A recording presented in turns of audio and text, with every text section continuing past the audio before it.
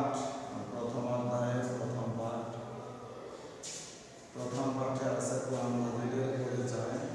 তার আগে আলোচনার আগে আমরা একটু ওদের সাথে কথা বলতে, তোমরা যা আশা করি আল্লাহ মধ্যে ভালো আছো, সুস্থ আছো এবং সুন্দরভাবে জীবনযাপন করতেছ। আমাদের সাবধান থাকতে হবে। এই করোনাকালীন সময়ে আমরা কিছুদিন সরাসরি ক্লাস নিয়েছিলাম, যেহেতু আবার সমস্যা শুরু হয়েছে, সেজন্য সরকার যে মাননীয় প্রধানমন্ত্রী শেখ হাসিনা অনলাইন ক্লাসের ব্যাপারে তাগিদ দিয়েছেন। এই জন্য আমরা অনলাইন ক্লাস শুরু করেছি। তো আজকে আমরা আলোচনা করব কোরআন মাজিদের পরিচয়। প্রথমে যে কোরআন আল্লাহ তাআলার কালাম। আল্লাহ রাব্বুল আলামিন দীর্ঘ 23 বছর যাবৎ কোরআন নাযিল করেন। হযরত মুহাম্মদ সাল্লাল্লাহু আলাইহি ওয়াসাল্লামের উপরে জিবরাইল আমিনের মাধ্যমে বিশ্ব মানবতার মুক্তির সনদ হিসেবে মহাগ্রন্থ আল কোরআন নাযিল করা হয়। এটা এমন এক সময়ে আরবে এসেছিল যখন মানুষ অন্ধকারে নিমজ্জিত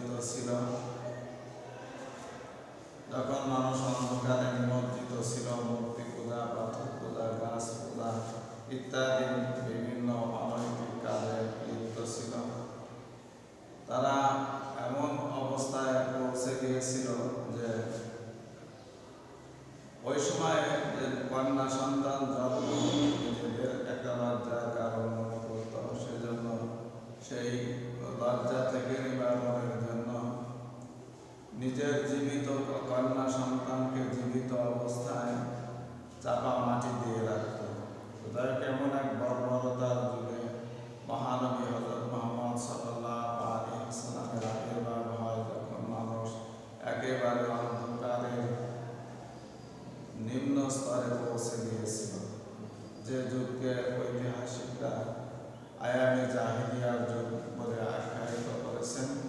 তো যাই হোক, এর প্রসঙ্গে আমরা পরে আলোচনা করব। কোরআনের ইতিহাস। তো কোরআন মাজিদের পরিচয় সম্পর্কে আমাদের প্রথমে জানতে হবে যে কোরআন মাজিদ কি।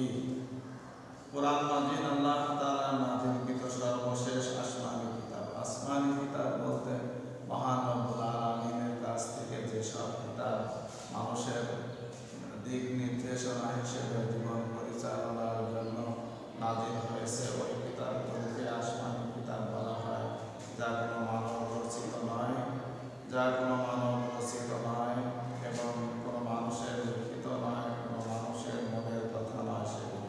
সেগুলো সরাসরি আল্লাহ রাব্বুল আলামিনের কথা, যে মানুষ এই পৃথিবীতে কিভাবে চলবে, কিভাবে তার জীবন পরিচালিত করবে, এ সম্পর্কে দিক নির্দেশনা দিয়ে আল্লাহ রাব্বুল আলামিন তার বান্দাদের সঠিক পথের সন্ধান দিয়েছেন, যে পৃথিবীতে তারা এলোমেলো জীবনযাপন করবে না, অযথা কোনো কাজকর্ম করবে না।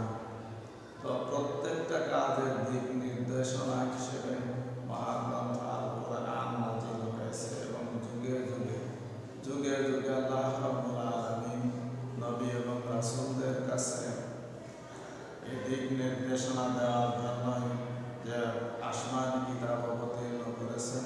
আসমানী কিতাব সর্বমোট 104খানা। এর মধ্যে 4খানা হলো শ্রেষ্ঠ কিতাব, যেমন তাওরাত, জাবুর, ইনজিল, কোরআন।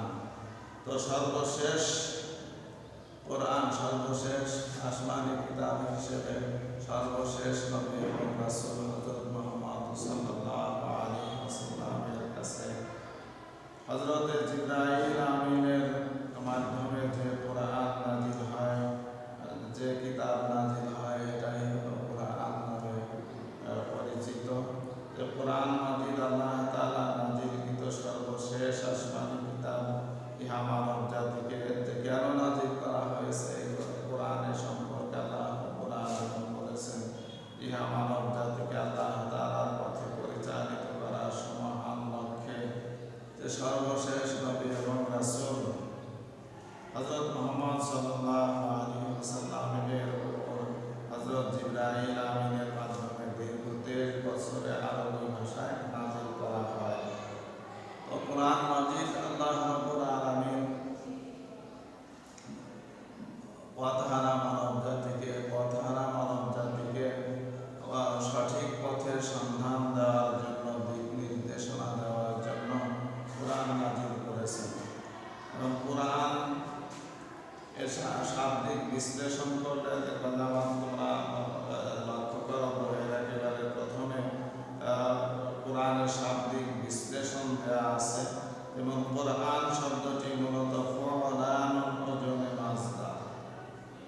মাজদার মূল অক্ষর হচ্ছে কফ রা হামজা।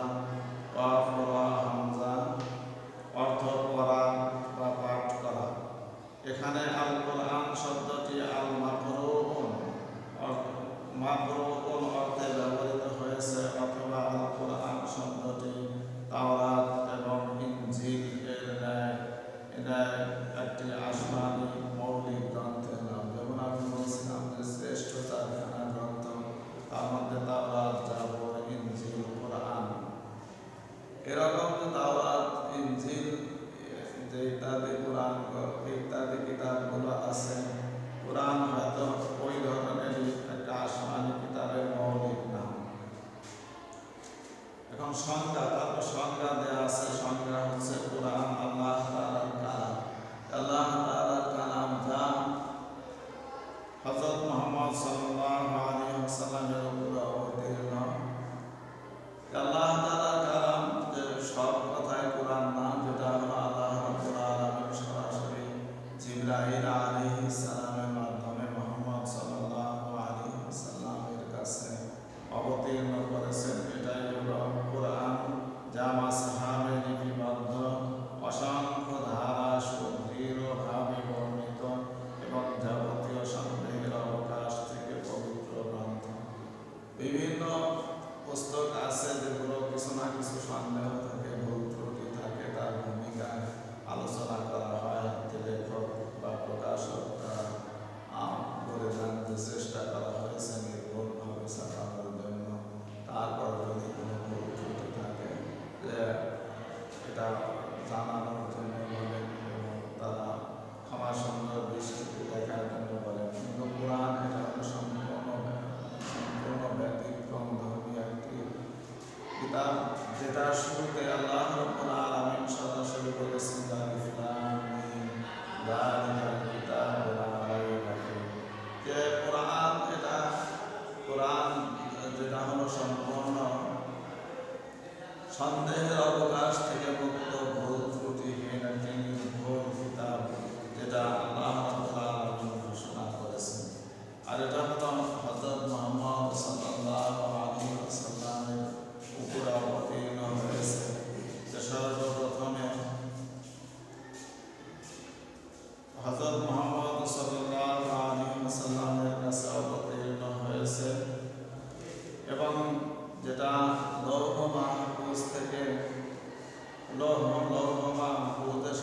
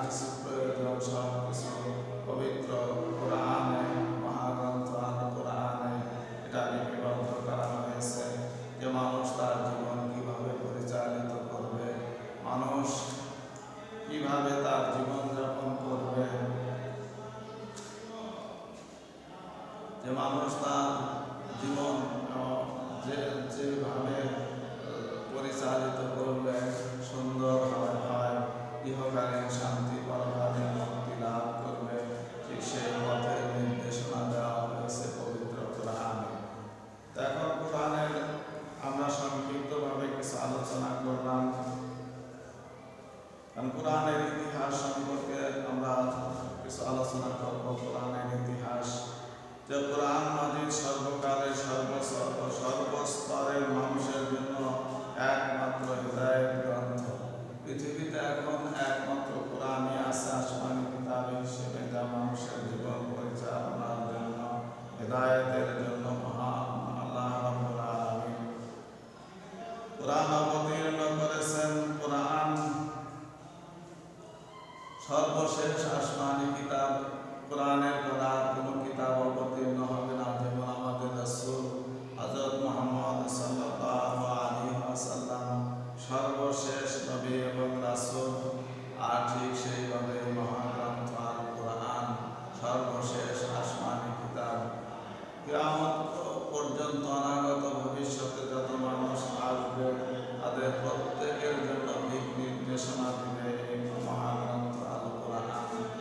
তো কোরআন যাতে রয়েছে মানব জীবনের সকল বিষয়ের আলোচনা এবং যাবতীয় সমস্যার সমাধান।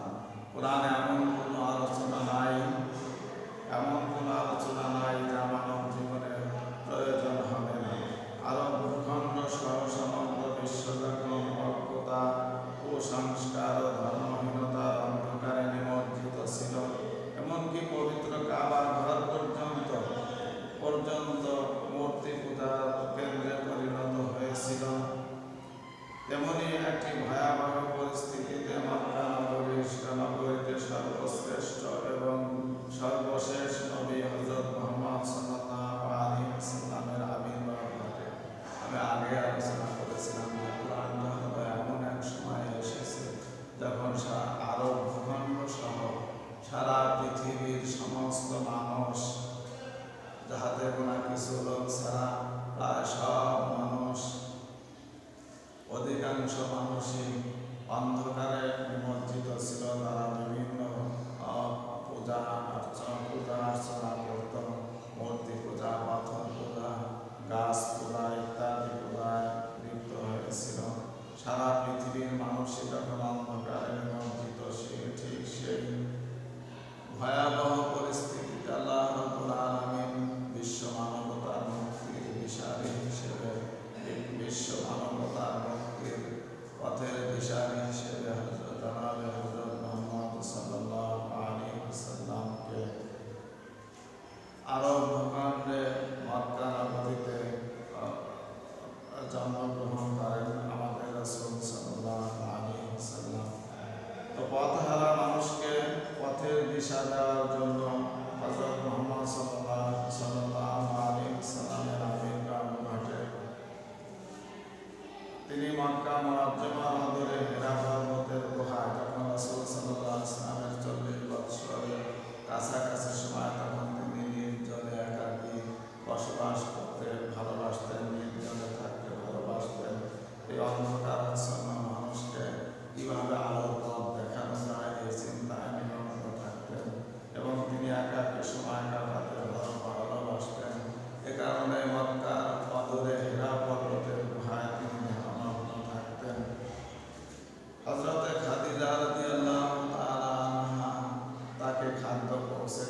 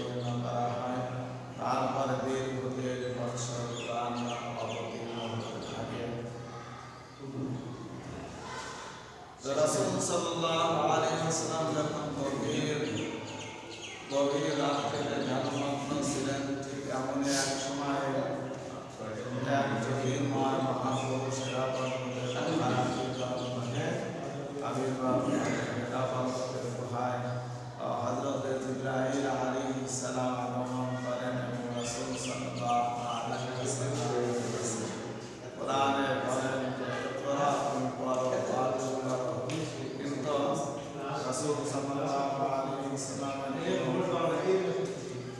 প্রাতিষ্ঠানিক শিক্ষা ছিল না, ঠিক সেভাবে রাসূল সাল্লাল্লাহু আলাইহি ওয়াসাল্লাম আমি তো পড়তে জানি না। তো এভাবে তিনবার বলার পরে হযরত জিবরাইল আমিন রাসূল সাল্লাল্লাহু আলাইহি ওয়াসাল্লাম তারপর বলেন خلق الإنسان من علق الذي علق بالقلم علم الإنسان ما لم يعلم। سورة علق के पास है सर्वप्रथम अवतीर्ण है हिरण्यगर्भের गुहाয় তারপর দীর্ঘ 23 বছর যাবত কোরআন অবতীর্ণ হতে থাকে। তো এই কোরআন প্রথমে রাসূল সাল্লাল্লাহু আলাইহি ওয়াসাল্লাম মুখস্থ করে রাখতেন এবং সাহাবায়ে কেরাম মুখস্থ করে রাখতেন। তারপর নাযিলকৃত আয়াতসমূহ পরবর্তীতে পশু প্রাণীর চামড়ায়, হাড়ে, গাছের ছালে, শুকনো পাতা এবং বস্তুর খণ্ডে লিপিবদ্ধ করা হয়। কোরআন মাজিদ সম্পর্কে আমরা খুব সংক্ষিপ্তভাবে কিছু আলোচনা করলাম। এরপরে আমরা আলোচনা করব কোরআন মাজিদের গঠন ও কাঠামো। যে গঠন ও কাঠামো কোরআন মাজিদ 114টি সূরা রয়েছে, তার মধ্যে 86টি মাক্কি সূরা এবং 28টি মাদানী সূরা। প্রথম সূরা আল ফাতিহা এবং শেষ সূরা আন নাস। কোরআন মাজিদের সর্বক্ষুদ্র আয়াত হচ্ছে সুম্মা নাযারা এবং সর্ববৃহৎ আয়াত হচ্ছে সূরা বাকারা 282 নম্বর আয়াত। কোরআন মাজিদের মোট আয়াত সংখ্যা 6936টি। সূরা বাকারা সর্ববৃহৎ সূরা আল কাউসার সবচেয়ে ছোট সূরা। তেলাওয়াতের সুবিধার্থে কোরআন মাজিদকে 30টি ভাগে ভাগ করা হয়েছে এবং এর একটি ভাগকে আরবিতে জুজউন এবং ফারসিতে বারাবার। নামাজের তেলাওয়াতের সুবিধার্থে সমগ্র কোরআন মাজিদকে 534টি রুকু ও 7টি মঞ্চে বিভক্ত করা হয়েছে।